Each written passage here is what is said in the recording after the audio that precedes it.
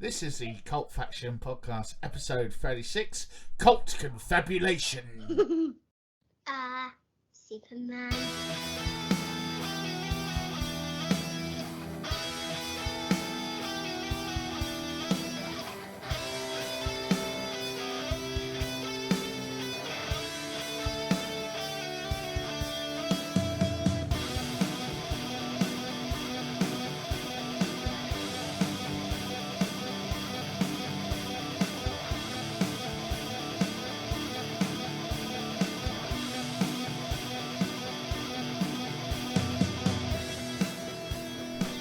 Hello and welcome to the Cult Faction Podcast, episode 36, Cult Confabulation.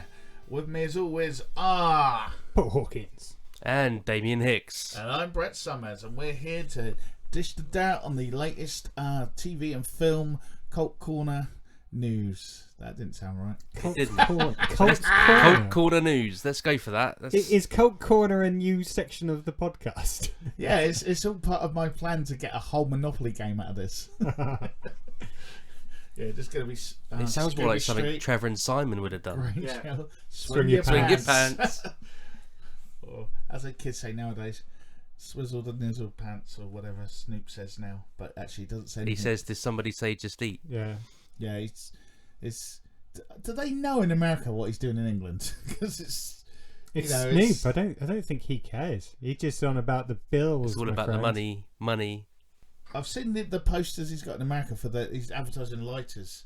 There's a woman who's famous in America going, it can light someone else, and then there's him stood there and his next to her going, and other things. Did you say Ant and Dec? No. Sorry. I could have sworn you said he's just there with Ant and Dec going... I bet he has No, been no. with Ant and Dec in the past. Yeah. Sure he has. I remember. Which He one was in the of back seat of the Mini. No, which one was with Ant and Dec was in the M People. No, it wasn't. It was one of Take That, wasn't it? It was in the M People trailer backstage at Glastonbury when Keith Allen just walked in with a film camera and lots of stuff went up in the air really quickly. It was like, whoa. A cloud of dust suddenly Yeah. appeared. And White They were dust. just doing the cleaning. and a smell filled the room. But anyway, that was the past. This is now. What's been happening this week? Mr. Hicks, over to you. We're straight in, are we? No Well, conversation. Paul started pouring out his Horlicks, so I thought it was time to get going. Yeah, we better in case he falls asleep with his herbal tea. I'm happy to regress into my alcoholism, but no, I'm fruit tea. On a health drive. Rock and roll. Okay, so I've actually watched more telly this week than I have for the last couple of weeks. Yay! Yay! That's I hear cool. you scream. And is it not just Paw Patrol? No, I don't know. But luckily, Or whatever. neither of the... Chloe's like still in a, Moses basket type malarkey, so doesn't watch telly. Or whatever kids watch these days. I don't know. Paw Patrol's still And a thing. I know they've got a Emily film. has got her own tablet, so she just watches Peppa Pig and nonsense like that on the tablet.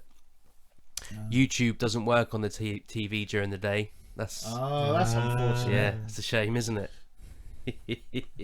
Nice. I see what you've done there. Yeah. So I've watched 4 things this week. Whoa. Count them, 4 3 more than normal. exactly. Did you get a nosebleed? So I started watching Dark on Netflix. Has anyone heard of this? Yes. It's been out. It's 3 seasons. Best series. One of the best series ever. Oh, you have actually watched it? I've seen all of it. Yeah. Okay. Why have you not mentioned it at all for the last 9 months that we've been doing this podcast? Because he's selfish. Because I watched it about 2 years ago. The final season only finished last year. Was it that long? Oh, I don't know. The In power. 20 yeah. Actually, no. It was the beginning of lockdown. I started watching it. So whenever that was, I've lost. Okay. I've lost existence enough. of time and place. I'll let you off.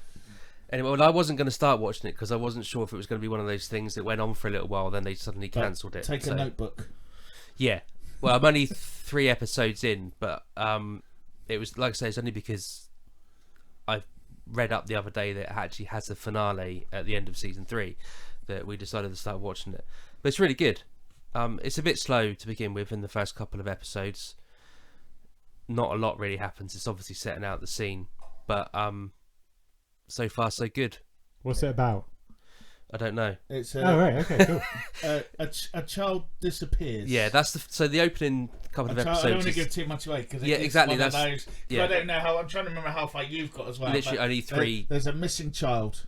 Fantastic. And then it just goes down the rabbit hole. Yeah, so it opens up with someone committing suicide, but there's you're right. like a notepad, and it's got a load of like numbers and symbols and stuff, like all that sort of stuff on it. So there's more to it than just the basic suicide. And then Robert Langdon turns up. No, not that kind of, none of those nonsense symbols, not sigils, symbols, difference. Anyway, so that's good. Honestly, and you're at a point now where you will need a notepad to keep going. Yeah. I'm not just saying that. It just gets to that sort of bit, and then you're like, is it Mulholland Drive level? No, it's notepad. Everything's explained. Because that's not a notepad. That's 4 books of. No, everything will be explained, but you just need to keep tabs on all the different people and how they might be linked to other people and things like that. Oh, I'll tell you where I've got up to, and I don't think this isn't a spoiler because you know it's about time travel from the moment it starts. Really, is the kid, the other kid that goes missing during the night when they're all out looking at the cave, has just arrived in the 80s in what is now his house when he's older. Yeah. That's where I've only that's 3. What I'm saying. You're at a bit now where start writing shit down, because later on you'll be like, so if he was there and that was there and they were there and what happened then? So that was then, but who was that there then?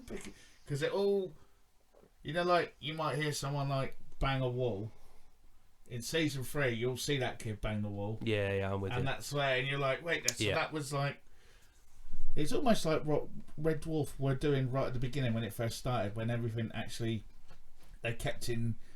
It was written in a way like where all the little things where they saw the future did play out later on, but then it all got abandoned at some point. Yeah, when they split up. And... the writing team split, didn't they? No, that's right. Yeah, that was right. But I really enjoyed that series, and so it's worth sticking with because, like I say, it is quite a slow burn to begin with. It's easily in my top 5. Ooh, okay, there we go. Cool. Easily. Good to know. Because even when you think something, something, you do, but then that leads to something else, and you're like, shit, I didn't contemplate that when I worked that bit out, and it just, you're down the rabbit hole. I've just done a rabbit hole dance. I don't know what you call that. That's good. That it's a shame we haven't got the cameras on tonight. Yeah, It's that almost like a jig. Yeah. It was a jig, yeah. And not a single one of us is drinking. Diet Coke. Orange squash. Refreshing. Sponsor us. Fruit tea. When I watch a cult film, I like to drink Diet Coke when I watch it. Come on. Anyway, and Well, I'm impressed. That's a good start. No, we haven't finished. No. And he's talking over you. Yeah. Sorry. Shit, I'm the host. You've already said it's a good thing. No, I'm impressed. Right, move on. This is a good start. I'm excited what he's going to say next. Next. Actually, I'm going to swap it around a bit. I'm not going to go for that next. I'm going to go for Now, forgive me if this pronunciation is wrong. You probably don't even know about it anyway. But Paw Patrol. It's the gloaming. That's how it's spelt, so that's how I'm going to pronounce it. Fair enough. I'm intrigued. On Stars Play, and it's a brace yourself, Tasmanian crime supernatural thriller. Fantastic. Yeah. It's only one series, and it does wrap up, so that's a good start. That's always good.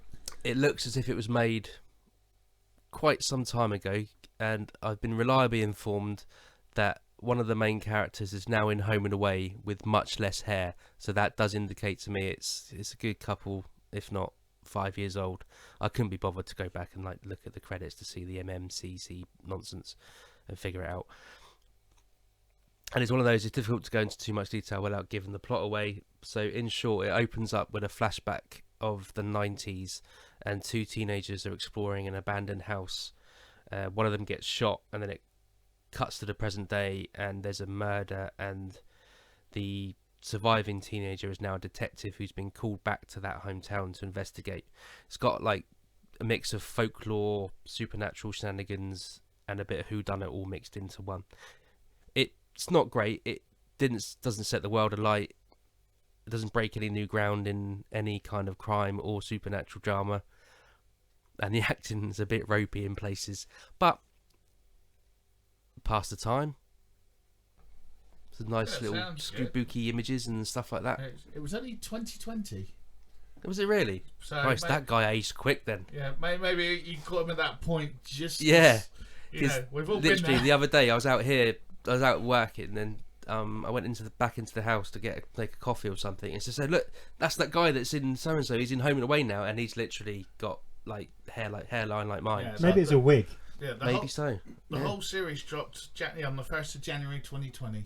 Yeah, but that doesn't necessarily mean that's when it was made. Yeah, so it could be made like because a year or Stars so Play might have before just that. dropped it then. Now this is in Australia when it was first shipped. Oh right, okay. Don't mess with Dr. Google. Yeah. Okay, what's next? No, look, sounds good. No, it doesn't. He just said it's alright. It's No, alright. It sounds good. it's- No, I'm just looking at the It's good to have gist. a little bit spookiness with the whodunit that isn't Scooby Doo. Zoinks! Exactly. Is there a Tasmanian That's devil? right. Two intriguing shows at the moment. Yeah. So far, so So good. good. And I just wonder whether he's going to end on a high or go He's down gonna next. go no, I'm going to no, end on no, a high. So I've got one, and I watched a film. Ooh. No, I watched. What did I watch? I Oh, don't what's know. it called? It's got the guy with the eyebrow. The Rock. That's the fella. Red something. No, older than that. It's a couple of years old. It's not a board game anymore. Jumanji. Jumanji.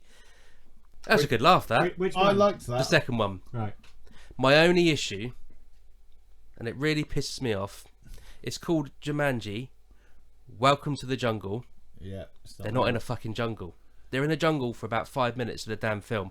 Then it's a desert, and then it's some ice, mountainy, Hoth planet shit. So, why the fuck? So they could get it into the soundtrack. Was that a Star Wars reference? It was. Might have been. It was. Nerd. He's changing. Never. Yeah, it's alright, isn't it? Yeah, but it's a good laugh. Yeah. I did enjoy the film, but it just, I don't know why, but throughout the entire film it was grating on me. It was like, they're going to go back to a jungle in a minute, aren't they? They have, it's called Welcome to the Jungle.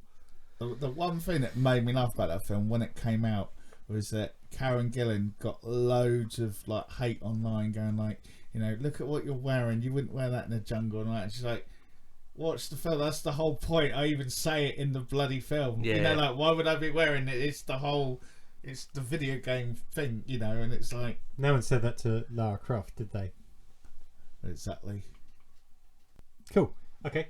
And finally, There's a second one of that as well. Sorry, there's a follow up to that one. No, as he's well, what the he other That two. is the said he follow-up, watched isn't the- it? Oh, was that the second one? Okay. Yeah. yeah, He doesn't listen to you. you're getting see? me confused now. No, he's too There was busy. Jumanji He's too busy. Reboot. Oh yeah, then Jumanji Welcome to the Sorry, Yeah. yes, you're right. Fucking hell. Thinks he's the Oracle over there, doesn't he? Dr. Google. Take Google away from yeah. him. The Oracle. That was it. No, we're not going near the Matrix. Don't give me that Matrix shit. That was a term way before the Matrix started. Have you using got any cookies? Yeah. I've just sat here bending spoons. it. All right, Yuri Geller. And finally, Da, da, da. Cowboy Bebop. Oh, what's that like? That's fucking awesome. Is it really good? Oh, it is fucking awesome. Okay. I don't need to go into the premise. I think we all know. Based on the manga and the anime, wasn't Yeah, it? I know exactly. that. I didn't watch much of it. Or read Well, much of so it, it's set at a couple of 100 years from now ish. There was a readout on a screen at some point. They were doing some CCTV footage, and I'm sure it said like 21. Jump Street. No, I knew someone was going to say that.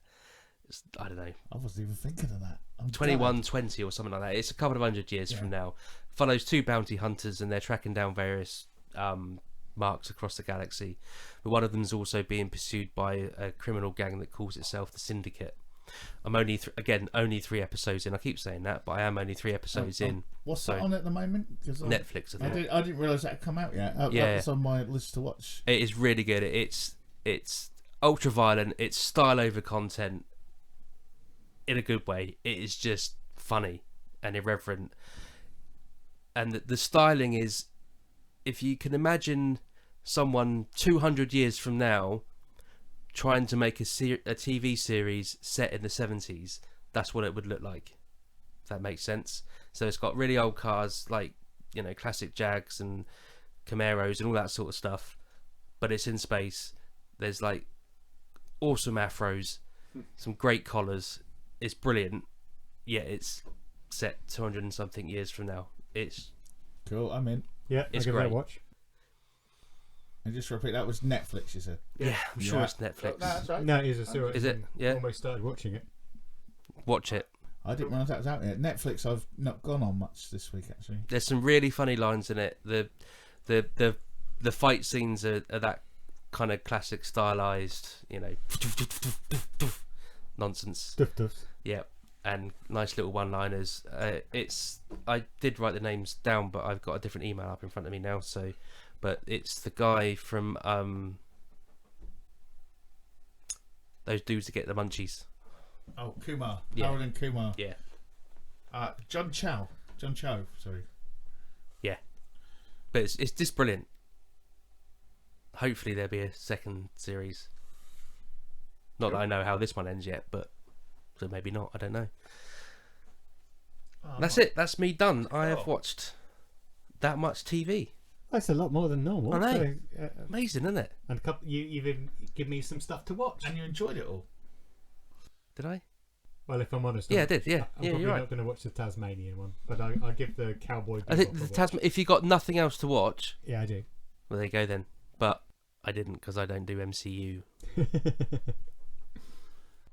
What about yourself then? Spinning the spotlight round, Mr. Hawkins. Okay, so carrying on watching Dope Sick on Stars, aka Disney.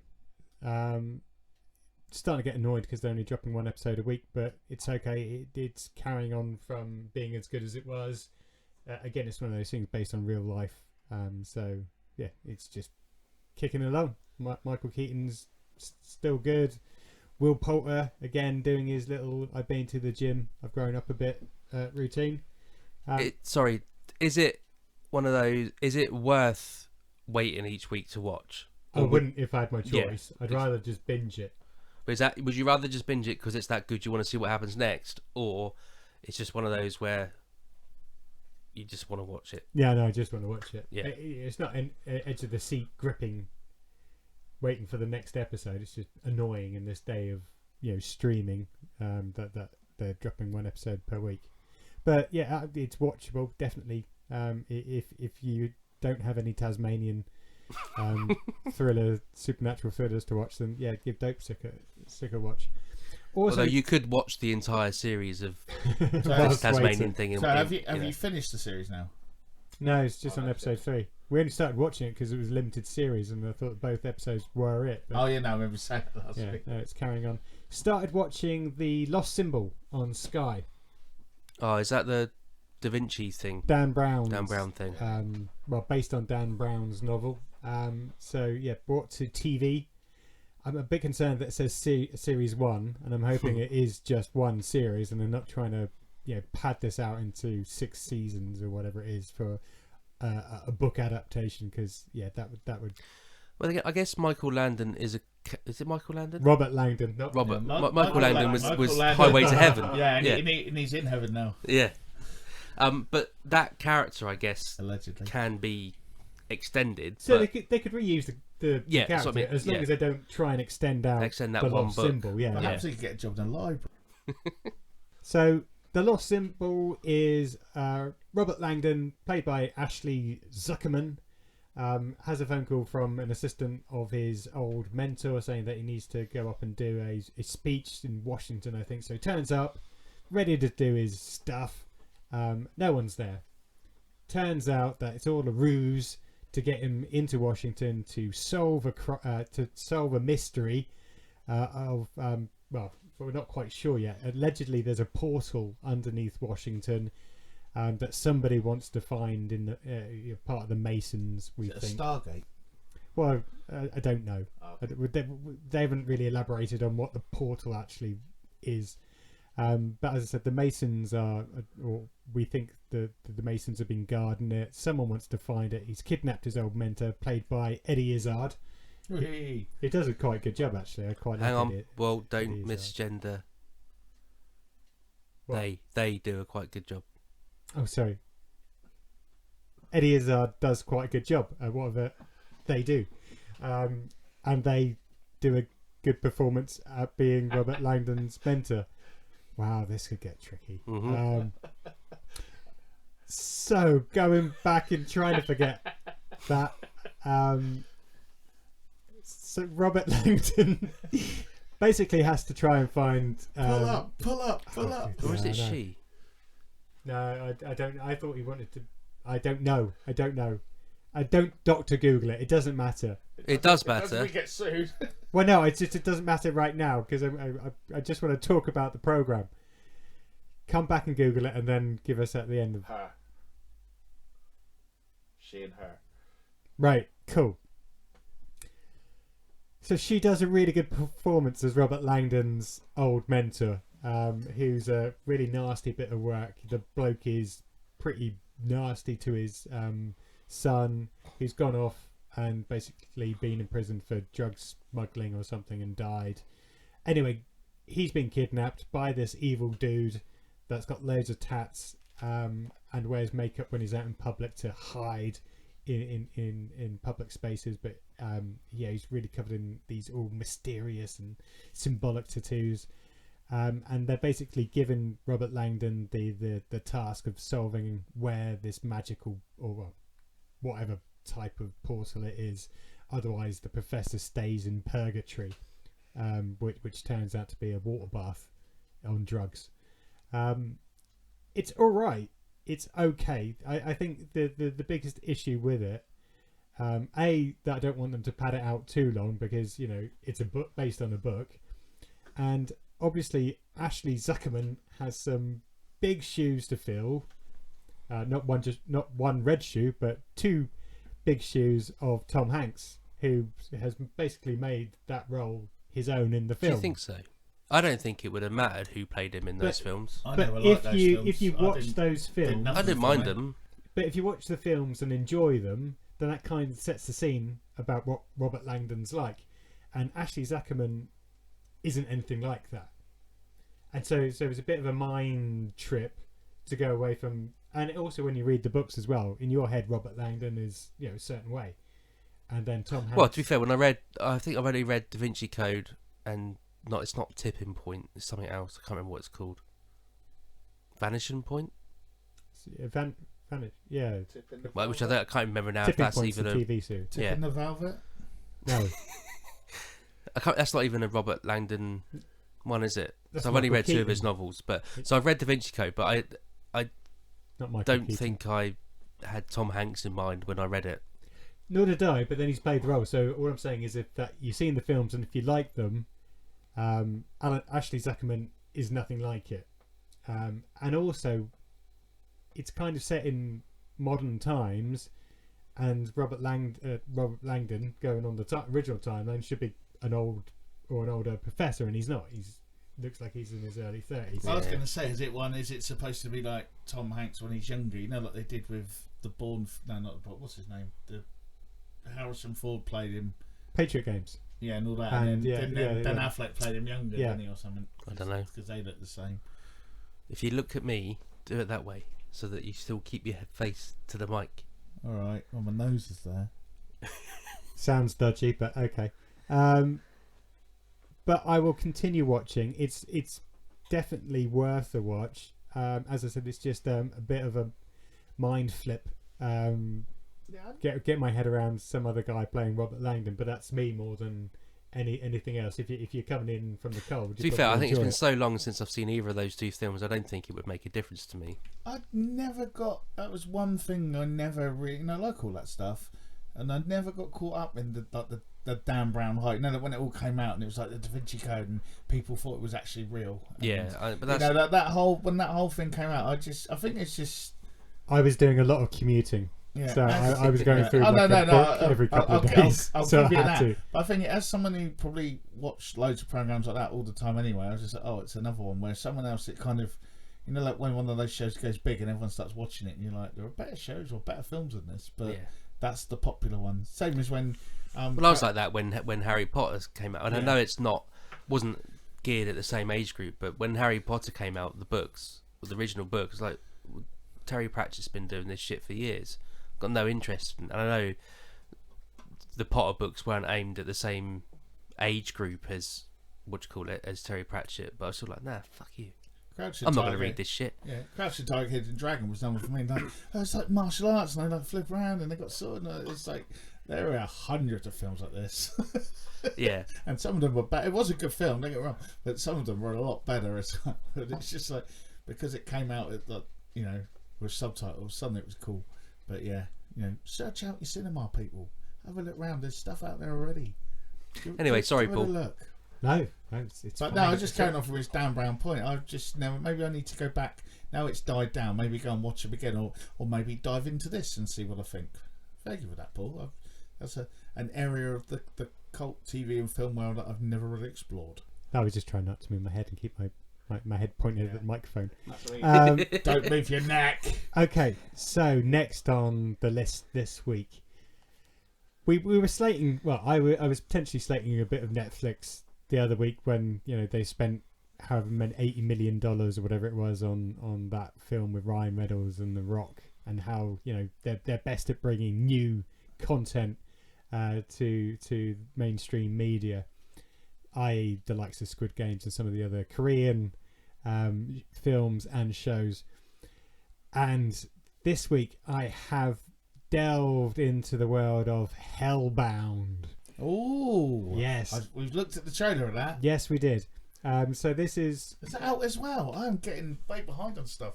Keep up, Brett. I'm trying, man. I'm trying. So this was created by Yeon Sang-ho, who did Train to Busan. Yeah. And I'm not going to give too much away, so there's no need to ring the bell. Spoiler bell.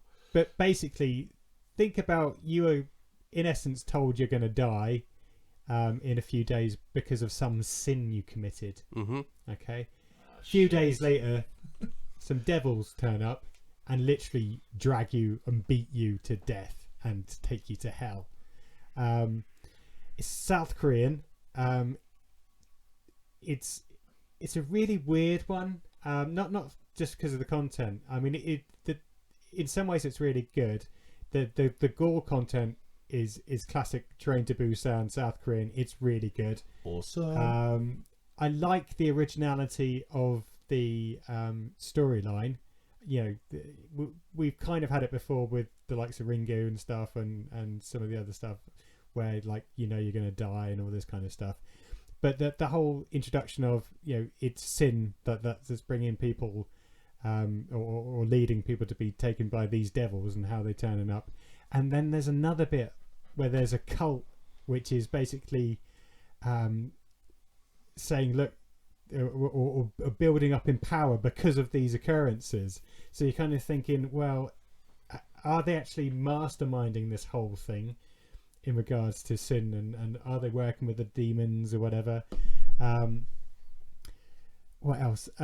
So yeah, it's interesting to see the power play of this new cult rising and the enigmatic cult leader that are basically, you could see them becoming almost a political power in the region because of these occurrences.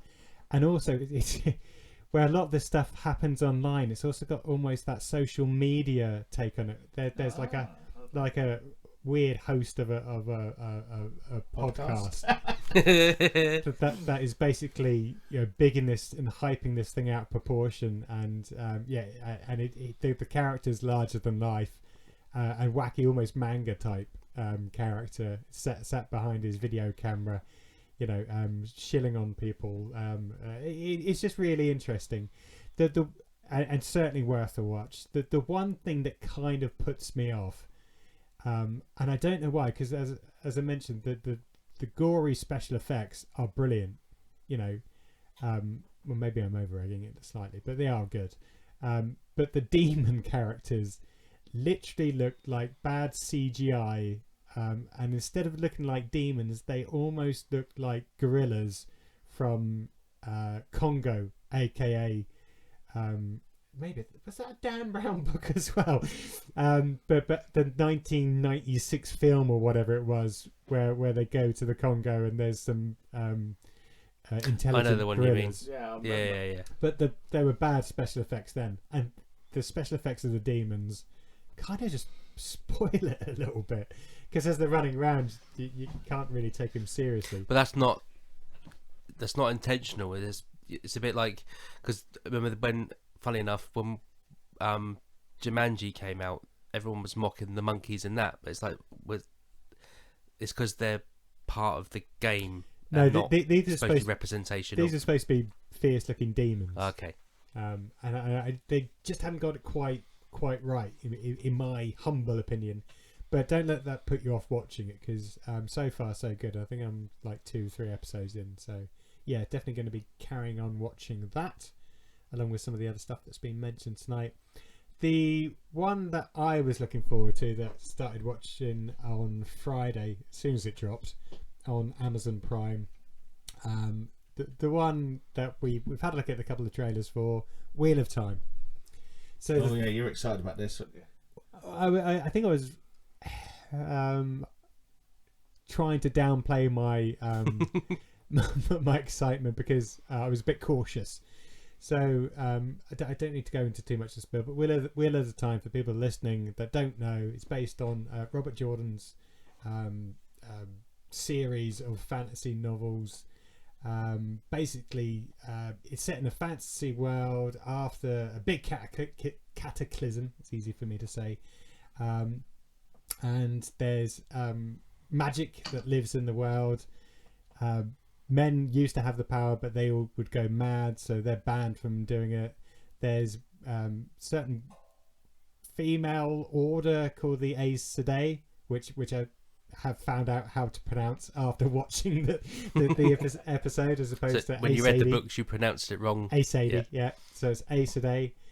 Rosamund Pike plays a character called Moraine, who is one of those Aes Sedai characters, who's basically on the lookout for a character called well, no, he's not the character, but a figure called the Dragon Reborn. So he's the reincarnation of the dragon that basically ended the world, but he's come back to hopefully save the world from darkness if he goes on the right side of the wheel, or send it into its plummeting doom if he turns bad. So where to begin? So I guess as a TV show adaptation, so far it's not too bad. They changed slight things in the books, some of which serve no point. I'm not going to give anything away because it literally just dropped. But there's a new character that isn't in it for too long, that just doesn't seem to add anything, and you're kind of thinking, well, why do that? Which is a bit weird. Also, where they've tried, well, they need to, there's like 12 or 13 books, whatever it is, and they don't want 13 series, so they've condensed some things. I don't have a problem with that, actually, and it moves the pace along. Yeah. So that's good, as opposed to lots of walking. There's more action in that.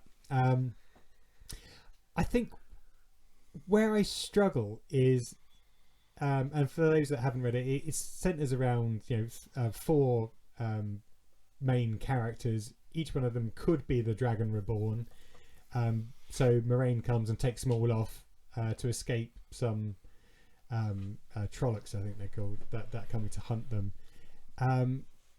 And where I struggled was twofold. One was the special effects, or some of the directing. Some of the special effects are really good. Some are a bit ropey, or the camera work is really fast for a lot of the action sequences, and you're not sure whether that's done intentionally because it's a battle, or whether it's to hide some of the special effects. Seriously, if you watch it, you'll see some of the fight sequences in the village, and these Trollocs are basically attacking, and the camera pans really, really fast, and every now and again you'll get a close up of one of them, and they look alright, but you're just kind of thinking, well, did they spend a lot of money on a couple of the costumes and then pad it out with some CGI for the wider shots where there's lots of them, and some of the other special effects when Moraine's doing magic in some of the fight sequences, just it feels a bit washy. Because again, she's channeling the power, and there's like white lights flowing around her and all this kind of stuff. But it looks more like a John Lewis ad for Christmas, you know, as opposed to her channeling the power. Does a carrot appear and start talking? but again, give it a watch, and maybe you'll agree, maybe you won't. Yeah, it's not film quality, but it's a series, and you know, I try to remind myself that actually Game of Thrones, some of the special effects in that were a bit ropey as well, aka some of the dragons, and some other stuff. But you can't speak ill of the dragons. but I kind of got over that. But my main issue I have at the moment is you're supposed to be invested in these 4 main characters, and I know who the Dragon Reborn is, obviously, and I just don't care about him in particular. Is that a spoiler? No, it's not, because the Dragon Reborn is a man. Okay. I wasn't sure if it's like 1 man and 3 women, that might give it away. So. I haven't seen it. I'm just checking. No, yeah. So that's not going to give it anything away. But you're supposed to be invested in these characters, and at the moment, it's just, I don't know whether it's bad directing or screenplay or acting. You know, are they trying to maybe pack too much in per episode? No, I don't think so. They haven't hit the nail on the head yet, but maybe that will come in time. Is it as the whole thing dropped, or no? Just first three one episodes, yeah. And then it's 1 a week. So you may find it picks up its. Yeah, maybe. I think the biggest problem this one faces, and we may have spoken about this before, is it filling a gap in the market that for stuff that's come before, aka Game of Thrones, big blockbuster films, fantasy films that this is obviously, you know, contending with, and almost different genres. Like Witcher came out, that was a bit different, so that had people hyping it, and that caught on across the sort of mainstream yeah. media as well. A lot of people got really into that. But when the trailers for this dropped, and obviously because of the nature of the fantasy novel, it was even the books were compared to Lord of the Rings and other stuff, because it was released after them. And I think this is also going to suffer from the fact that it's compared to Game of Thrones, and also we've got Lord of the Rings coming out in, well, the not too distant future, that a lot of people interested in this are also looking forward to, and we've got the Game of Thrones prequel coming out. The House of Targaryen. Yeah, so it's coming out at a bit of an odd time.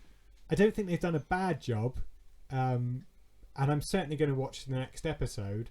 I just kind of feel a bit sorry for it, and I don't know why. Maybe because I like the book so much. So, do I want to talk about the last thing I went? Yes, you do, because that's on my list as well. Yeah, I just wasn't sure whether we were going to give it its own little spotlight. So there may be No. spoilers, but there is a spoiler bell. Right, there's this. If I even get a hint of a spoiler, no, there will be spoilers. well, you don't talk about it then. Well, that's we what can I talk about said. it. We can talk about it without spoilers. You just said there will be spoilers. You Talk round it. Well, there's going to be some. We're going to talk about Right. the film. We can talk about it without giving away too much. Spoiler alert.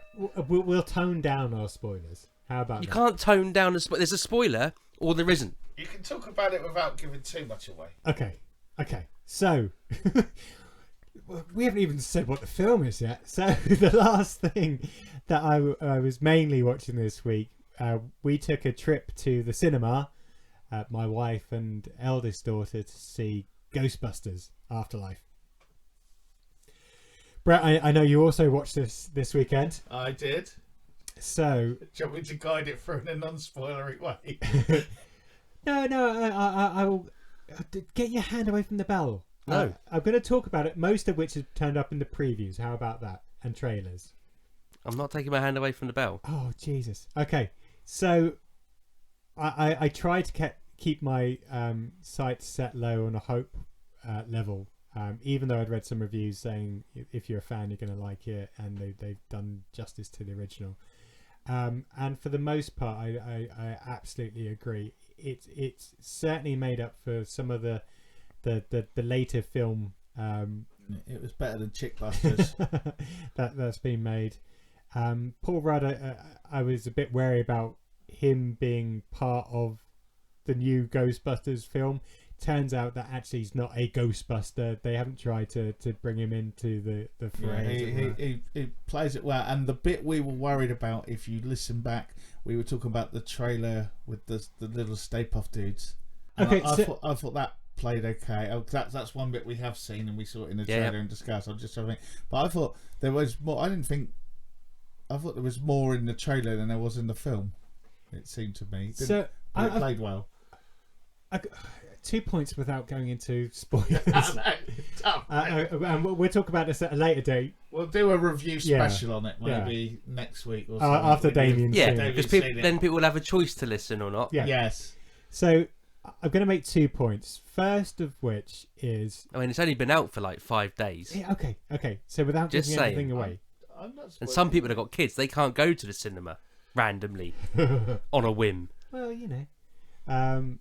So I think the thing that made this a good film as opposed to a great film for me, bear with me, is I think this could have been a greater film, but it seemed to want to almost reincarnate the first Ghostbusters film too much. It played on things too much that it didn't need to, aka he just mentioned it, the little Stay Puft marshmallow figures.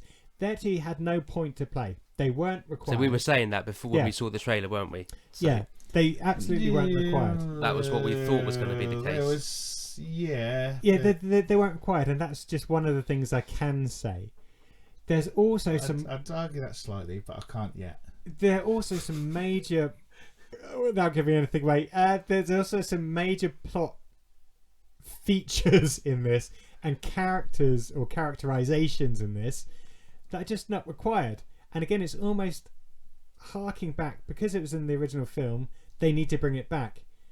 And yeah, but if you're talking about, that was building off of the video game as well, and some of the other stuff that has been in because the video game is canon, isn't it? Yes. Yeah. But even how they battle the bad guys seems to go away from the original film and premise around the original film, and it kind of lost its way a little bit, and the bad guy in it shouldn't necessarily of this is like when you play that game, you can't say certain words. How is that difficult? I mean, hundreds of magazines and TV shows do spoiler-free reviews. Why are you two struggling? Because I'm trying to say that this is actually a really good film. It just seemed to bring up too much of the original, or want to be too much like the original. I think the battle they had is that Chickbusters got hammered, so they were making sure that they got everything in to try and please everyone, and maybe they did that a little bit too much. Maybe fan service is great. Is there not a part Easter that's eggs are kind amazing. of? Is there not a part that kind of says that it's obvious they want to get a new viewership, for want of a better word, and in order to do that, they need to bring in definitely legacy. They need to bring in that legacy and give those new viewers a taste of that legacy. Or do you think they've gone too far in that taste of legacy? The problem for me is taste of legacy. Not for me. That's an advert for Cadbury's Flake or something. The problem for me is that it didn't feel like an original film.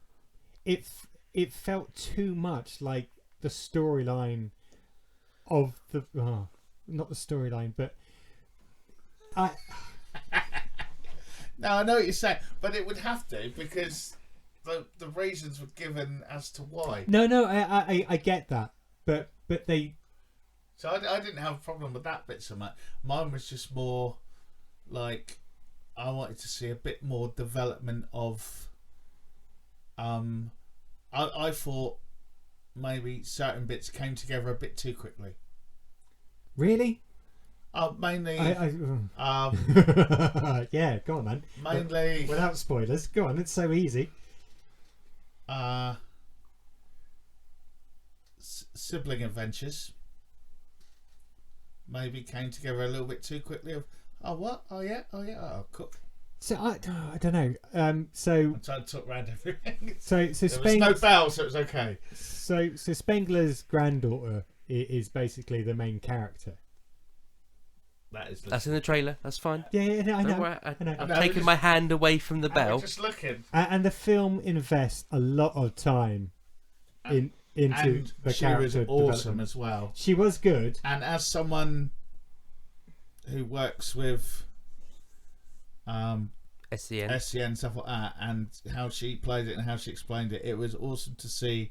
Because I actually looked her up to see what it was like, and I realised I've seen her in a few other things before. I didn't even realise it was the same person, but it was just played really well, and not in a kind of, for lack of a better term, a Rain Man kind of way. Yeah. You know, No, which she's is just often intelligent. how- Yeah, and they did that really well. But as I said, it felt like it was trying to bring in too many components from the original film in a big storyline way. I don't mind the fact that some of the props turn up from the first film and all that kind of good stuff. Yeah, that actually made absolute sense because Spengler took a lot of it. Cool. But when you watch it, we'll have a proper conversation about it. And for my opinion, I think it just brought in too much of the original as opposed to making it its own film, which it could have done with it if it went off on a different arc. Yeah. So what you're saying is they haven't struck the balance between rebooting based on the first two well enough because they've they've tipped too far. Excuse me. I don't think they have as much. I know what you're saying, and I can see what you're saying, but I think also I can see it from their view of like they were just very wary of going like, here's a bunch of new people, haha, that's it now, because that's what the other one did, and it got shat on from a massive height, and plus the other one just totally ignored the entire legacy. Yeah, I Although just having the original think cast there. I think there could have been a better way of not Yeah, necessarily. but that'll be the next one now, won't it? Yeah, maybe. Hopefully. Now, hopefully, if there's there better be. There is a plot outline for a fourth. And hopefully that will it's give it. already made its money back already, Yeah. so it's like it And- beat expectations. And hopefully that will give it its legs to develop some new characters. Cool. Can I put my spoiler bell away now? Well, you can for me. I don't know what Brett's going to talk about next when it comes to him. So, Brett, what have you been watching this I just week? can't believe they all died at the end. Oh, no. Of AIDS. What? Okay, right. So is that you finished, Paul? Yeah, that's No, me cool. done. That's why I said, was Brett, it? what No, have you as I been said, watching? you hand it over, but I'm just double checking. Right, yeah. So Ghostbusters Afterlife, we just talked about. That was the top of my list, and that's a very top to be on the top of a list. That was right. I've also been watching this week. Most of the rest of it has been back onto TV, but just before I go to that, I'd just like to flash back to last week's episode where I may have made some comments about the popular actor Tom Hanks. We've had some feedback. Someone wanted to fight me about Tom Hanks, which is cool. I'm happy to do that. It wasn't We me. can do it for charity, or maybe do it on like, if you get me on one of those Jake Paul things and I make a couple of million out of it, yeah, and I might give a bit to charity. That'd be cool. But yeah, we're easy to fight. Yeah. Hit us Fight up. night in Alfie's Fight- Bar and yeah. Grill. I like the sound of For that. the cult faction heavyweight championship of the world. Yeah, so that's cool because if that was you, Tom Hanks, sending that in anonymously, definitely. How was it written? Was it Definitely. on an old Old school typewriter? typewriter. Yeah. It's a typewriter on a Posted pole to you. match. Whoever gets the typewriter can use it. There was that. There was an interesting bit. A few people disagreed. Some people disagreed. And someone sent an interesting link that I knew nothing about, like a secret of Hollywood. And it turned out that Henry the Fonz Winkler was the original director of Turner and Hooch and only lasted 13 days. And when asked why he only lasted 13 days, he said that he was filming for 13 days, got called into the office, and then was told he was no longer required. And when asked to reflect on the film, he said that he thought Hooch was an ultimate professional. And for anyone else, Hooch was the dog. So, so there's a Read lot of into things that what you will. Yeah, read into that what you will. Was I right about Tom Hanks? Maybe. We'll see. But any other things about Tom Hanks? Because it does seem that he may be the Princess Diana of the acting world that you can't say anything bad about unless you're in that weird cult. If he dies in a car crash this week, I'm just saying you're suspect number one. To be fair, I know nothing about cars. So if he does, it'll be because the radio was turned up loud. That's about as far as it knows. I couldn't cut a brake pedal because I don't know which one it is. Or do I? If that happens now, and he Is that- has a car crash because his stereo was up too loud. You predicted the future. Yeah, but Tom, if that was you emailing in, hey, I'm easy to find. That's fighting tool. Bring your wish machine. Bring Zoldar, or whatever his name was, Zoltan. What was he called? Can't remember, I but thought yeah, it was Zoltan. That rings a bell. yeah, I think it is Zoltan. Bring him and make a wish. But right, anyway, what else have I been doing? I have been watching the first 2 episodes of season 3 of Doom Patrol on, I believe, Stars or Amazon Prime. Series 3 picks up in the most surreal, weird way, as Doom Patrol does. It is the most off its tits superhero-ish show out there, even more so than The Boys is off in its own way, but this is more in a kind of Lynchian acid dream kind of way. Okay. I mean, at one point there was a street called Gary that protected people. A street. Yeah, there's a street called Gary. But since then, Gary's Better changed than his a town called disguise. Malice. Gary's changed his disguise from a street, and he's now an ambulance that drives around because people were the American government were trying to find the street where Gary was hiding as, and now he's an ambulance that drives around. Okay. So yeah, go and watch it. You'll like it.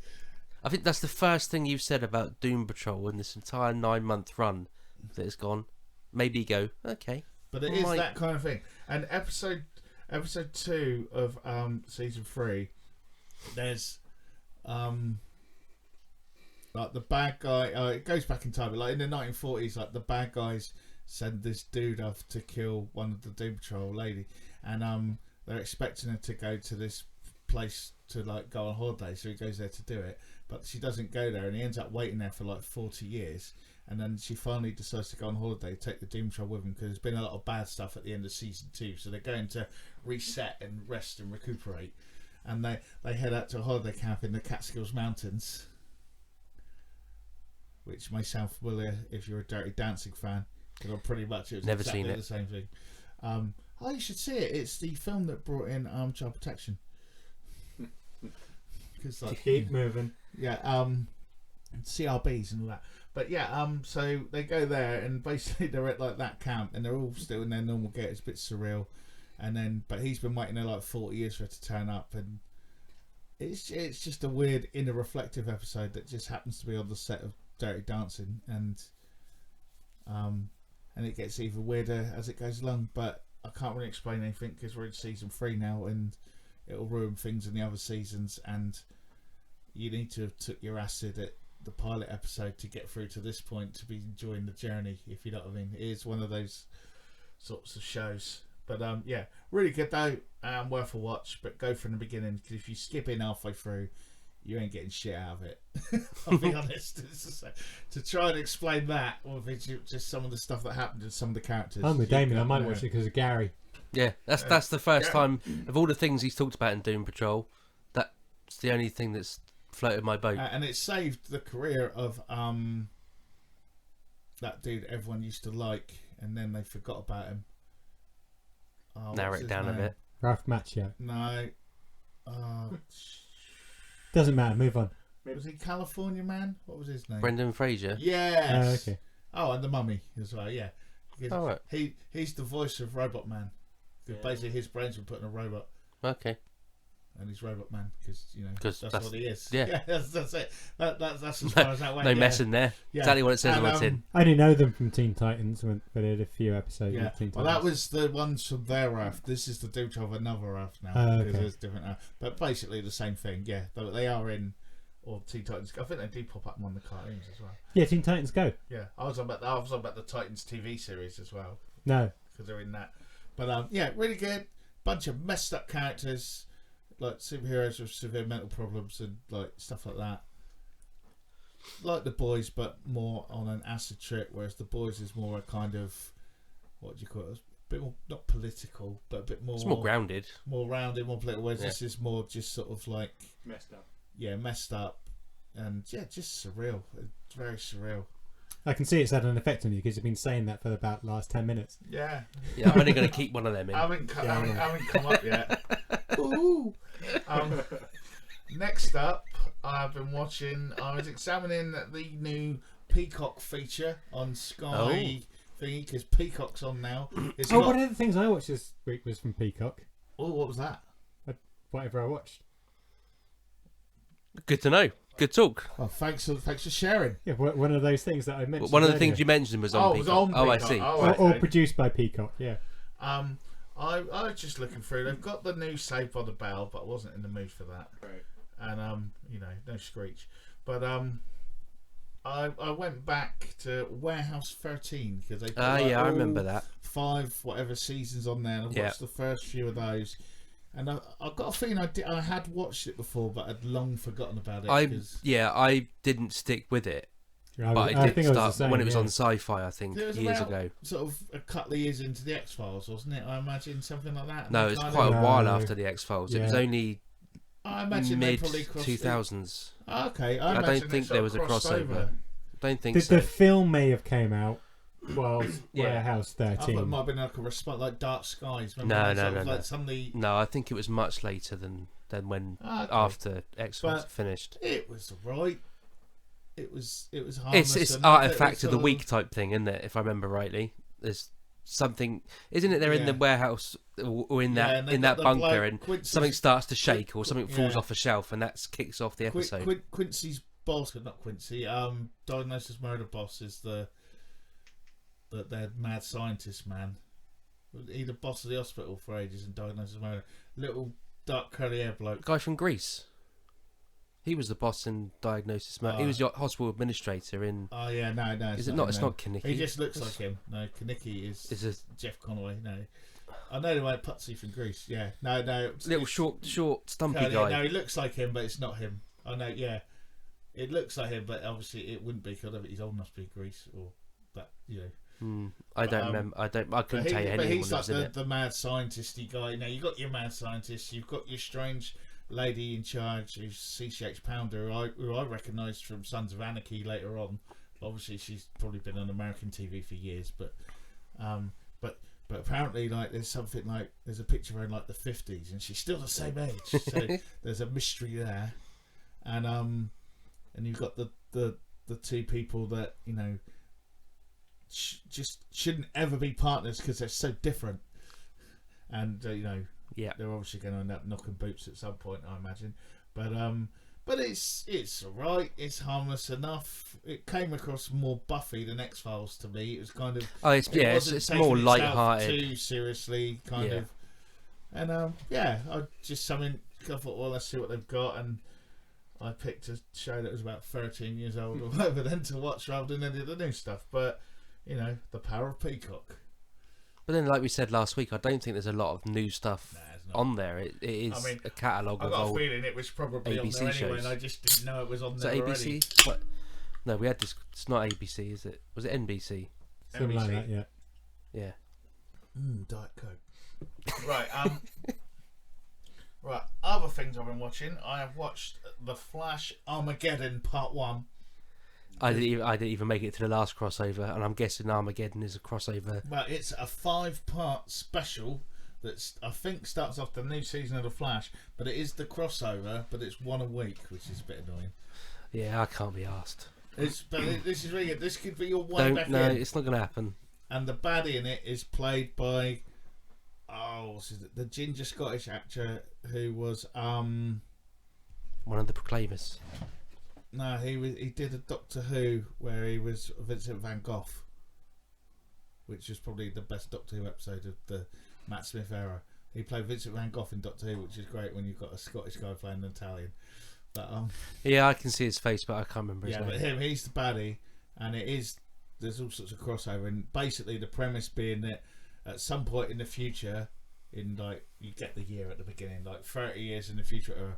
Apparently, Barry Allen, the Flash, by the sound of it, like kills everyone, and he's come back in time to like kill him now, so he doesn't do that in the future.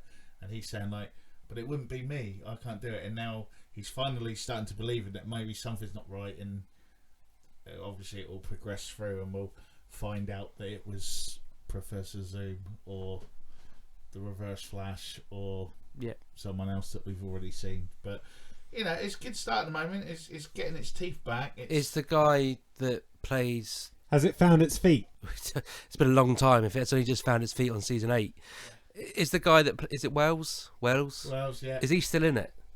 Because they obviously reinvented him every season. Full time.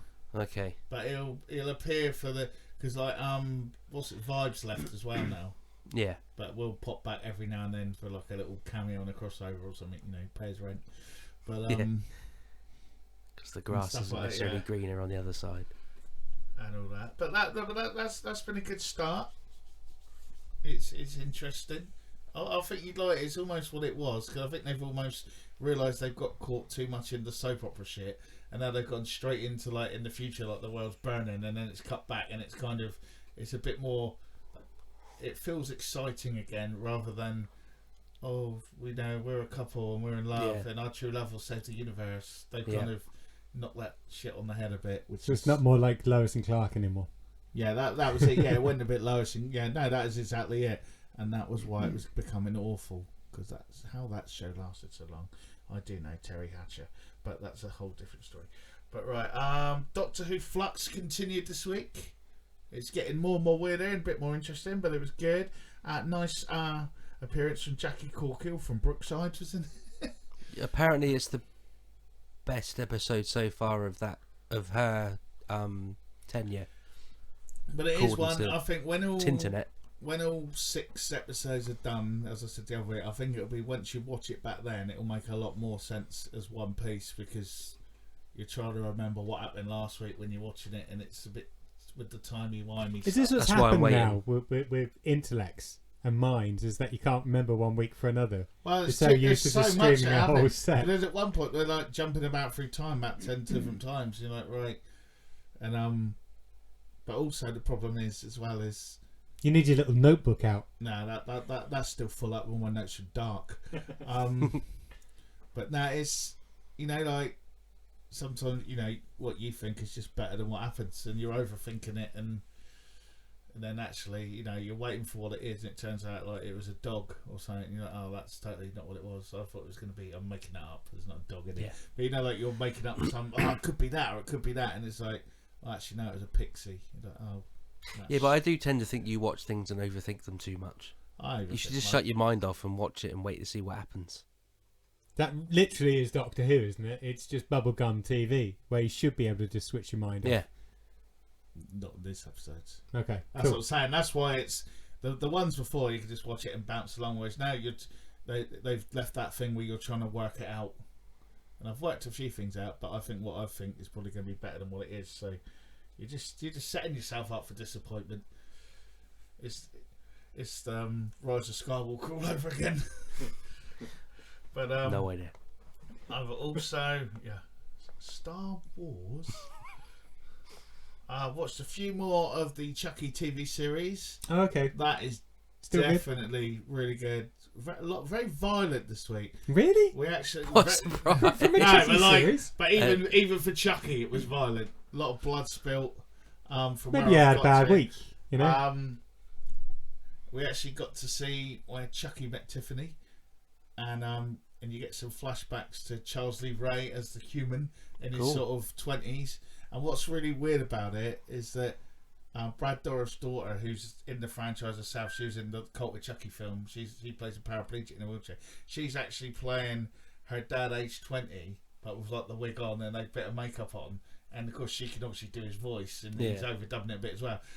And it's just really weird because it's like his daughter's playing him, and that makes it a bit more creepier, I think, because it just gives him that sort of weirder look, if you know what I mean. Because he's sort of an odd chap anyway, but where you've got someone who looks like him but made up a bit to look like a man, I suppose, and it just makes him more creepier in a good Cool. way, because he's supposed to be. And yeah, so keep checking that out. It's I believe it's on the Sci-Fi channel, Yeah. and so that's worth watch. And I've watched the first episode of season 4 of Star Trek Discovery, which isn't actually kind of around in this country yet, but someone sent me it from America. That was nice of them. No, it was very nice. I can't remember who it was or where they worked, but Did it come with a letter typed out in an old typewriter? I know you don't like me, but here's something that might make It you just change said your mind. "splash, bitch." I don't know what, but I don't know. It was a good episode, but now that they're this might be spoiler bell. Oh, I don't care.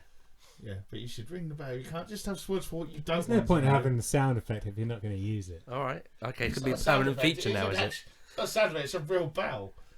Good. Yeah, Spoiler but it's a alert. sound effect. True. Now that they're in the future, because that's what happens in Star Trek Discovery by season 4, and which I thought was a really Hang good on, thing. isn't all of Star Trek in the future? No, but In the future of Star Trek future. Yeah, I don't need to know. Carry on. It's fine.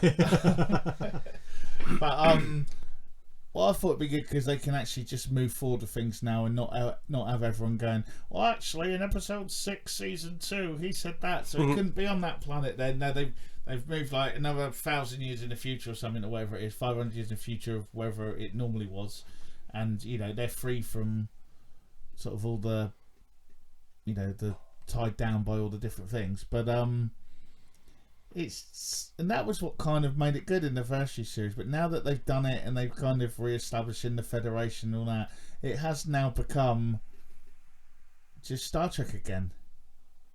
If that makes sense, Yeah. You've got the crew on the ship flying around again, and that was kind of what made Star Trek Discovery different. And some people hated it because they were like, "This isn't Star Trek. People are having sex and getting blown up, and people have died that are main characters. That doesn't happen."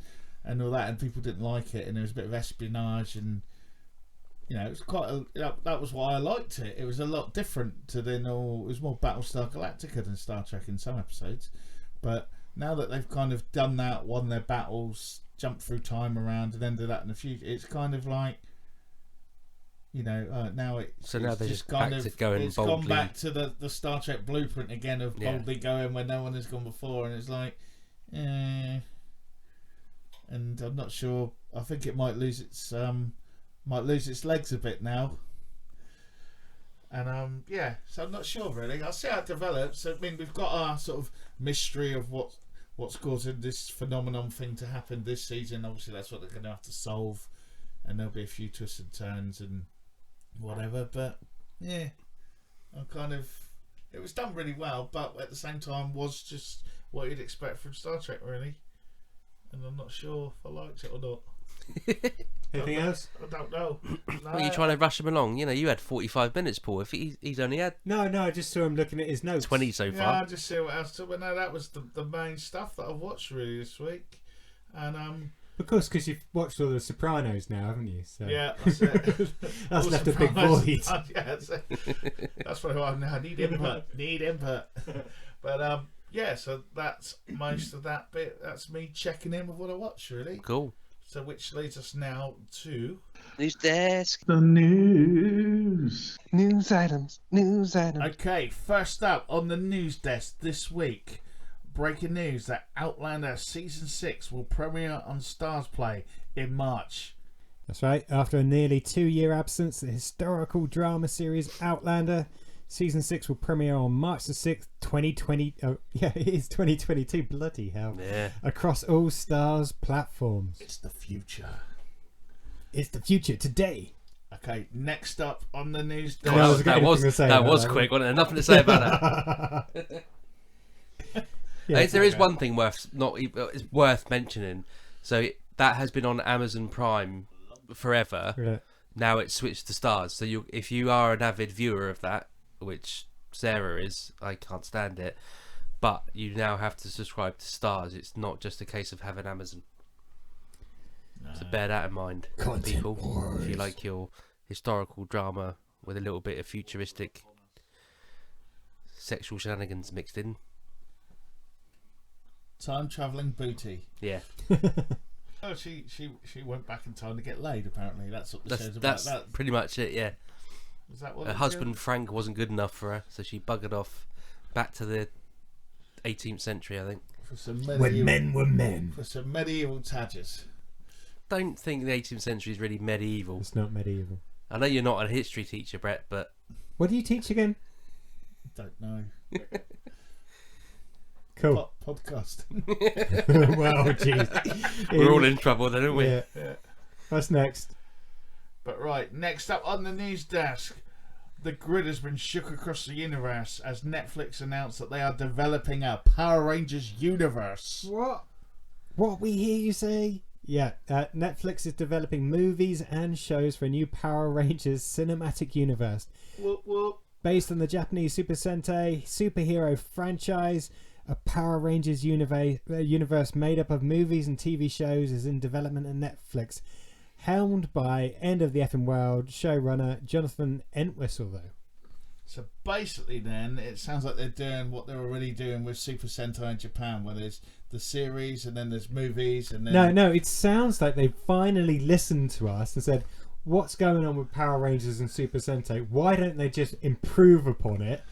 And Netflix is investing some money. Well, Netflix bought the Power Rangers Dino Force or whatever. Yeah, the but last I one don't know was why you're like. looking at me like I know. You were the only one who wanted to watch it last time. Do you remember the one we reviewed right back at the beginning, the history of this podcast? Yeah, I you're right. I managed to watch 2 episodes. So did I. But now they've got Jonathan Entwistle involved to improve upon it and to make it better. Before we move on, I think it's worth reissuing that call to Oh, arms. we have got a that call we to put arms. out We on, did have a response. Did we? But we hadn't had a chance to chase out that response yet because we couldn't work out how to do it.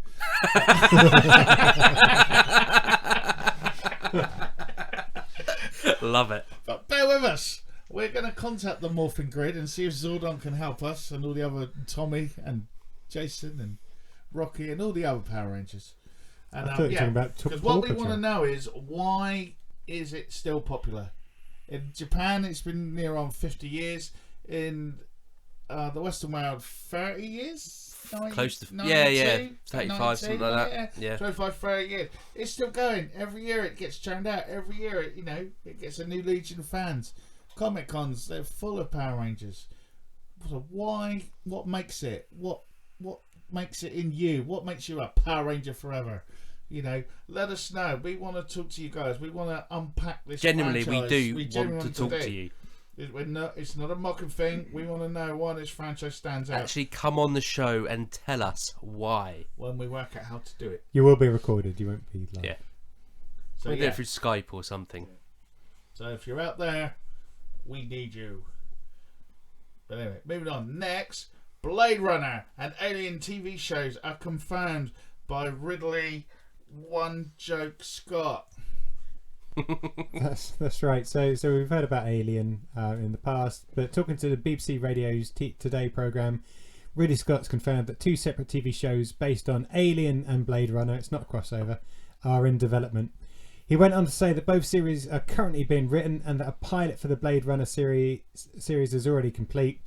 He's also suggested that the Blade Runner series would have a 10-episode run, stating that the first 10 hours had been written. What do we think of that? Don't like the man. I got nothing against him. I don't know say, where this what's hatred your has suddenly beef? come Yeah. from, but I don't care about Blade Runner. I never have cared about Blade It's a Runner. fluke heist. Whoa, you've Whoa. really... I mean, to be fair, he wasn't the first choice director for Alien, No.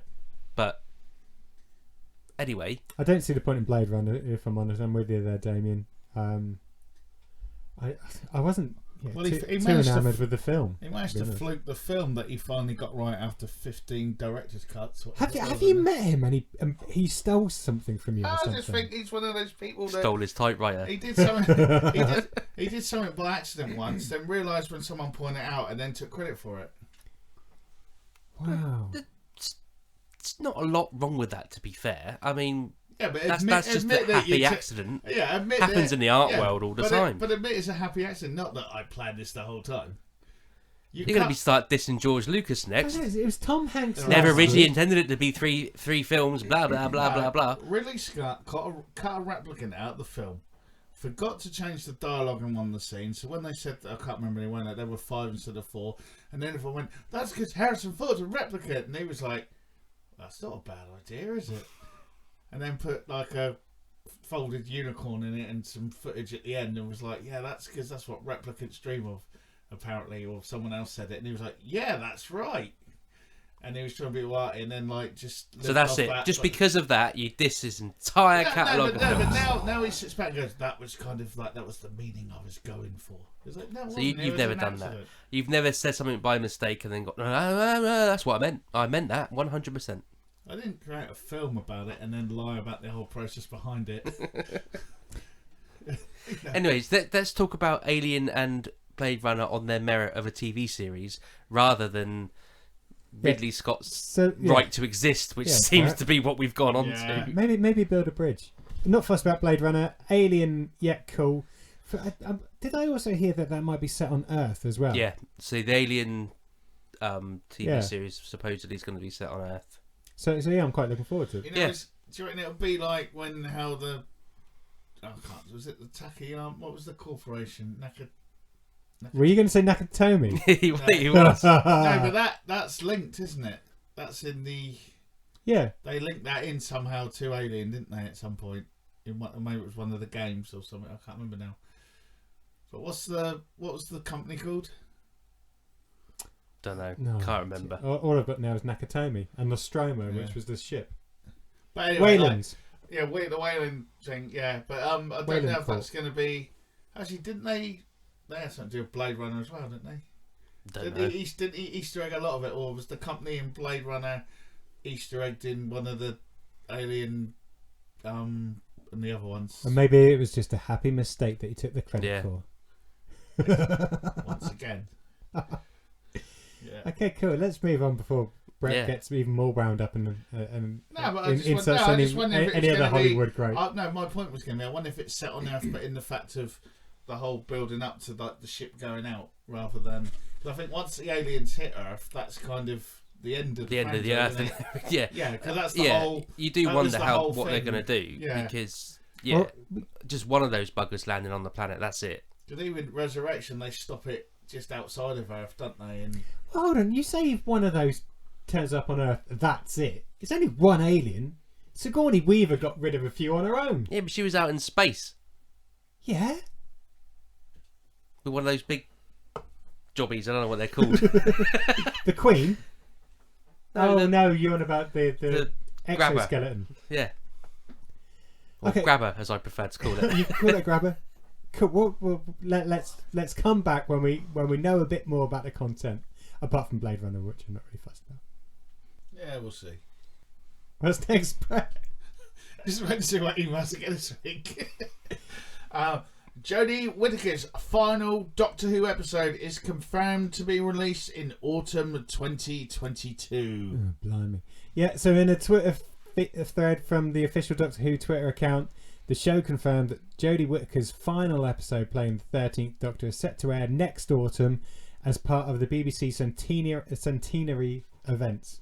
Doctor Who also reconfirmed that Whittaker would be leaving alongside Chibnall, who has helmed 3 seasons of the popular series. Finally, the programme promised a blockbuster special prior to the Doctor's regeneration and teased fans by pondering who she will come up against. Ooh. So, to be fair, the only reason I put that in there is because last week we were saying, it's likely to be the Christmas episode that signals the end of her and the regeneration. But so Christmas episode going to be big on its own, right? I guess so, yeah. And then she hands the baton. That's if there over. is one. I don't know if there actually. Yeah, there's always a Christmas I know there always is, but it's normally. Well, I wonder if it'll be the end of Flux. There's 3 more Fluxes yet, so that's 3 weeks. So that'll probably almost lead us to Christmas. And then I think, because there's not going to be, I don't think there's another series. It's just going to be a bunch of specials. So that'll probably be it. Yeah. Oh well. Okay, next. Netflix orders last remaining blockbuster sitcom. That's right. A series about the last remaining blockbuster video store is in the works at Netflix, with WandaVision star Randall Park as the show's lead. The series will follow a tight-knit, it has to be a tight-knit, obviously, tight-knit group of employees working at the last remaining blockbuster video in the world. The series Blockbuster has been given a 10-episode series order, and will star Randall Park, best known for The Interview, Always Be My Maybe, Fresh Off the Boat, and most recently WandaVision. The series is set to explore how the last Blockbuster employees keep their small business afloat against all odds. I hope the sweet of the theme tune. I don't know. It's a bit of nostalgia, I suppose, isn't it? I was getting a Clark's vibe. Yeah. So I can't remember what radio show it was. I think it was. I can't remember the guy's name. Not XFM. It's not Absolute. One of the other ones. Dave Lee Travis. No, more modern than that. Then he went off to Australia. He actually, I think he phoned the last Blockbuster up and managed to get a little Blockbuster membership card off them. Cool. Wasn't there one still going a couple of years ago in Alaska or something, wasn't it? It was... Well, maybe this is about that one. Ah, could be spoilers. As it's the Hit last. the bell. As it's the last Blockbuster. Okay, and finally on the news, I believe there is a new Superman pool.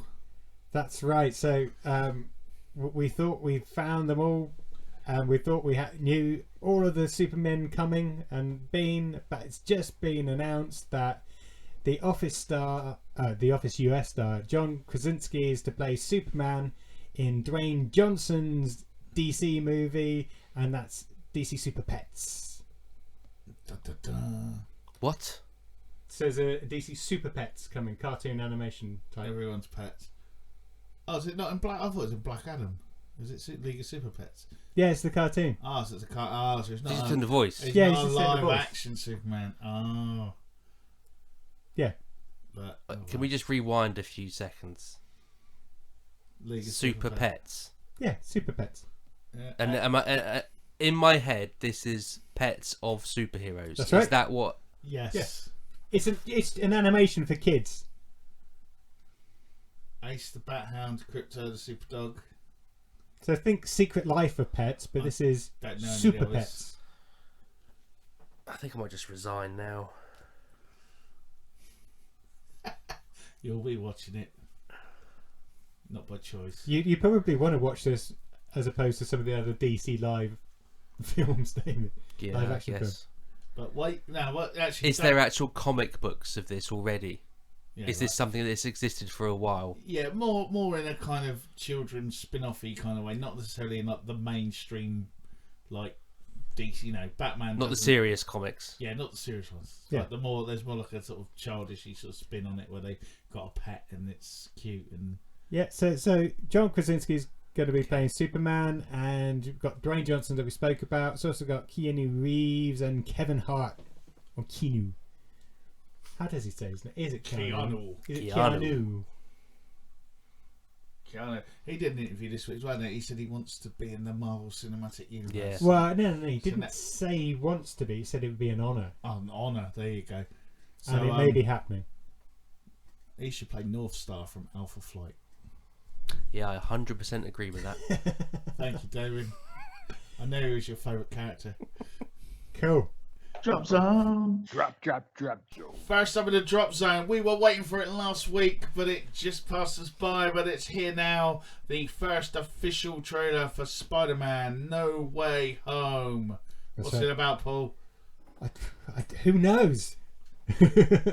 Okay, so for the first time in cinematic history of Spider-Man, our friendly neighborhood hero is unmasked and no longer able to separate his normal life from the high stakes of being a superhero.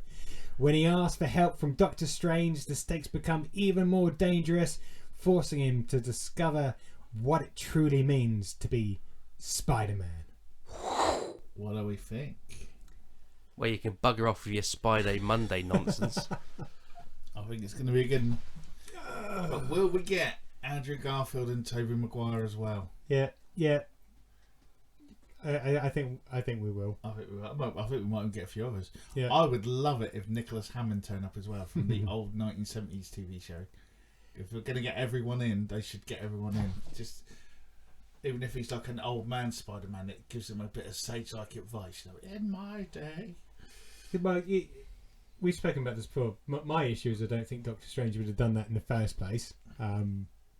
Just seems a bit out of character. Which may link into the fact that maybe it's not Doctor Strange. Ooh. Secret Invasion. Okay. It could be a scroll. No.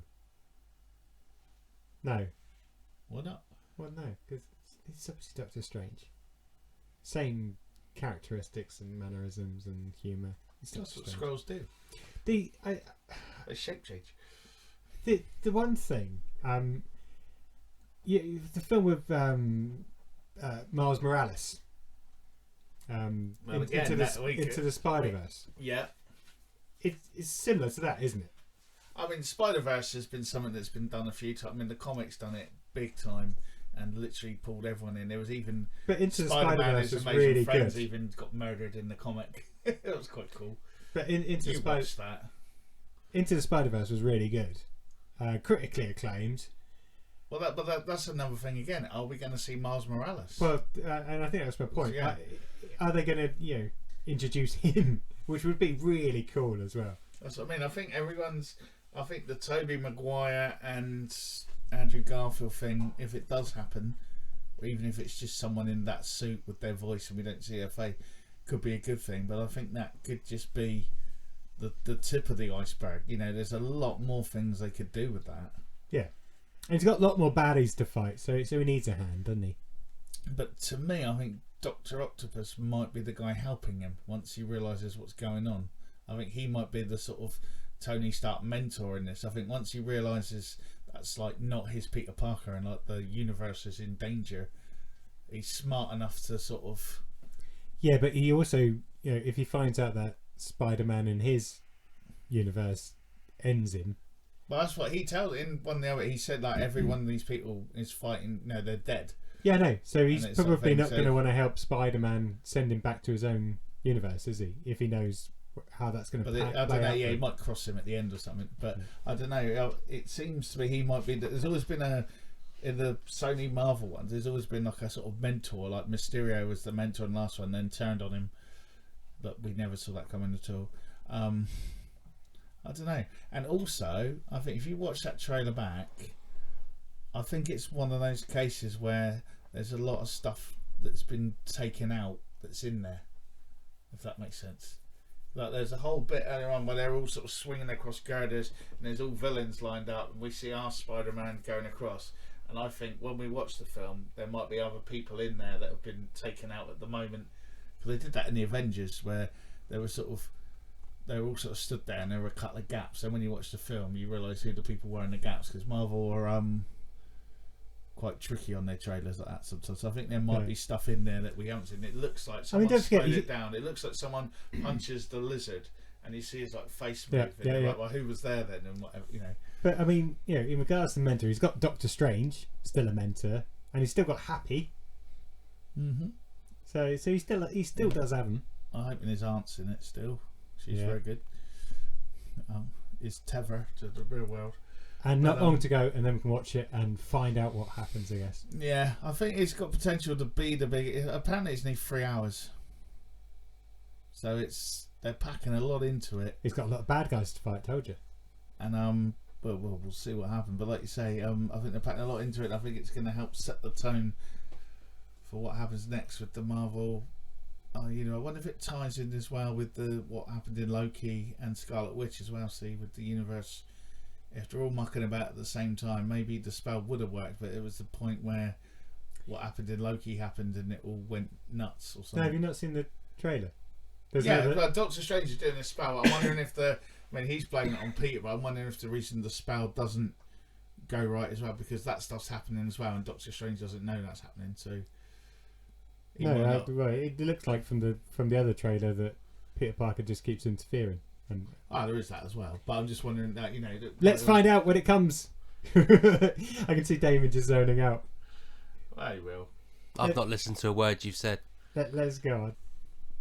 Okay, next up, Santa Inc. Yeah, so Seth Rogen and Sarah Silverman star in Santa Inc. a raunchy stop-motion Christmas series debuting next month on HBO Max. The 8-episode series follows Candy Smalls, Silverman, the highest-ranking female elf in the North Pole, and a bawdy Broy Santa, played by Rogen, whose belly is more full of beer than jelly. When Santa's successor is poached by Amazon, Candy must impress his entitled cigar-smoking inner circle in order to become the first female Santa. At first I was disappointed it wasn't live action. But then it went into the sort of... reminded me of the old Rudolph the Red-Nosed Reindeer kind of stop-motion animation sort of thing. Yeah. You know, like the classic Christmas thing. And that, yeah, I liked it. And obviously it's filthy and I like that too. I like the vaccination line. Yeah. Made me chuckle. Go on then, Paul. I can see you struggling there. No, most of it's because of the echo. Just write it out. Okay. I just don't know whether it's got enough content to last 8 episodes. See, I was thinking that because when the from the makers of Sausage Party came up, and the humour that was in the first couple of seconds, it's like I didn't rate Sausage Party that much because it just went on for too long with the same jokes. But I think that kind of humour would work for half an hour or so episodes each. Well, I guess it's not going to be each week because that would take us way past Christmas, but you know what I mean. So actually, I think it probably does work in shorter bursts of that kind of humour. No, it looks funny. Yeah. If they're sort of 15-20 minute episodes, that might be enough then, yeah. And also Silverman is also in my head of Wreck-It Ralph. So it's weird seeing her swear as another cartoon or stop motion character. I get, seeing her stand up and all that kind of good stuff, but yeah, it's weird seeing a stop motion character with her voice swearing. Reminded me a bit of that Community episode where Abed has the breakdown at Christmas and they kind of all turn into little stop motion, but it goes into like... Not seen it. Don't start waxing lyrical about how I must see it and blah blah blah, because I'm never going to watch it. Well, you should, and you're missing out. And your life I have is no soul. Your life is etc, empty because etc. of it. Yeah. Okay, next up in the podcast we have Death to Metal. That's right. Time to turn the gore knob up to 11. Tim Connery's rocking new horror Death to Metal is coming for Christmas. After a freak accident, a disturbed priest is transformed into a mutated killing machine on a mission to wipe out the godless fans of heavy metal music. Dan Flannery, recognised for his role as Tony Tricky Trickter on TV's Empire, is among the ensemble cast. Wild Eye Releasing has acquired the title, planning to release December the 7th, 2022 on digital platforms. Oh, year to wait. But what a build-up it'll be. Death to Metal. Yeah, I was hoping it was going to be this year. So was I, to be fair. I didn't read the copy before I put it in the thing, but there we go. Death to Metal. What do we think? Brought a smile to my face. I'm quite looking forward to that. The idea that he kills people with symbols and stuff like that. Yeah, cool. I was a little disappointed with that, to be fair. I want at least some metal music in the trailer. They haven't bought the rights to it yet. Yeah, maybe so.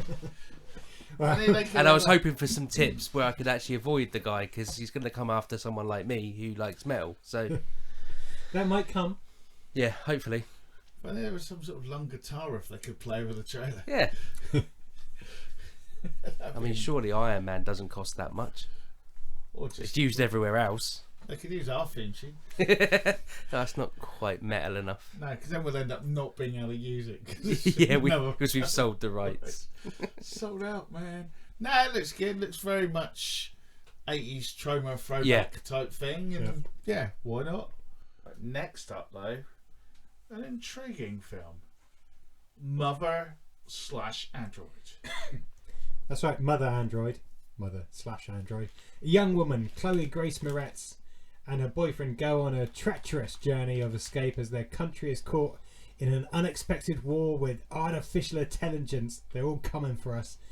Days away from the arrival of their first child, they must cross a stronghold of the Android uprising in hopes of reaching safety before giving birth. Streaming starts on December 17th, only on Hulu. Okay then, Mother Android. Well, first of all, I'd like to say that we're now in a world where Hit Girl can be in a film and be a pregnant mother and it be normal. So that makes me feel a bit old to start with. But second of all, it reminded me a little bit of The World's End. With the glowing eyes and the robots, and almost a similar noise when they power it up. But it looks interesting. It's nice to see robots, when they take over, actually doing some horrendous murdery shit, because normally they're like, and then they took over and you see like an explosion, or you see in that one it looked like they were just grabbing the people and beating them to death, which is, you know, it's a bit cooler, refreshing, different approach. Normally they'll just shoot a laser from their eye and everyone disintegrates or something. Like this looked a bit more full on. It's like the producers watched Humans and thought, yes, that's how the line needs to do it. Good shout. Let's take this to the US and sex it up a bit with some proper violence and gore in there. Oh, the Humans was good. Yeah, but that's what I'm saying. They've taken that, and they thought, well, no one in the States is going to watch that and pay any attention for a few series. Let's again put some action and some chills and spills and adventure in there, and make these AI humanoids go full on. I'd watch it, definitely. You guys reckon? Do you reckon there's going to be a friendly robot at some point? I didn't get that feeling. I reckon the husband dies. Yeah, looked definitely. like it. Yeah, he's not long for this world, is he? And I reckon as well, what would be even cooler is that she gets her, finally gives birth, and it's like a little robot baby. Yeah, so Mother Android, it will be on Hulu, and it's a feature film, and Hit Girl has a baby. I'm feeling old now. Okay, next up on the Drop Zone, Shattered. That's right, directed by Louis Prieto. Shattered is in the tradition of the likes of Fatal Attraction and Basic Instinct, and comes the dazzling action thriller starring Academy Award nominee John Malkovich and Frank Grillo. Yes, Frank Grillo again. After lonely tech millionaire Chris encounters charming, sexy Sky, passion grows between them, and when he's injured, she quickly steps in as his nurse. But Sky's odd behaviour makes Chris suspect that she has more sinister intentions, especially when Sky's roommate is found dead from mysterious causes. This looks like they just sexied up Misery. And numerous other little single bit white female. A little bit of the loved ones as well, with the drilling in the knees and all that. And they got Frank Grillo in it to give it a bit of a twist, though.